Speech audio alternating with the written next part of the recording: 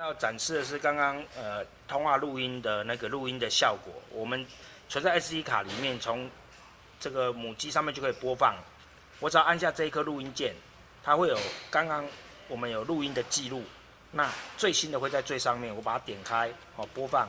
已经按下录音键了。好，已经按下录音键了。那我们现在录音测试，再测试一下录音声音嘛。然后顺便要测试它的音质好不好 ？OK， 就是清晰度跟音。现在听起来都很清晰，没有问题。对，目前都很清晰。对，好，那你现在再按下录音键。好，那这样子的话，这是它的录音的音质的清晰程度，也很大声、很清楚。好，那在录音的过程，对方不会有任何声响，他也不会发现。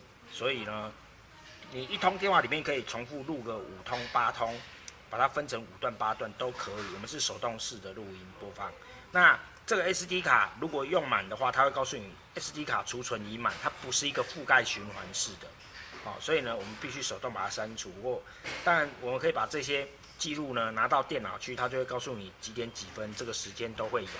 那我们现在点的这个进去看，假设我进去看这个详情，它会告诉你说几点几分。那如果我们这个电话簿有他的姓名的话，有设他的姓名，这里就会显示这个电话是谁的，然后几点几分，通话多少秒，这都有记录。好，那如果你要把它拿出来的话，就把 SD 卡装在电脑读卡机或者卡槽里面，然后就可以把这些 MP3 格式的录音把它取出来。谢谢。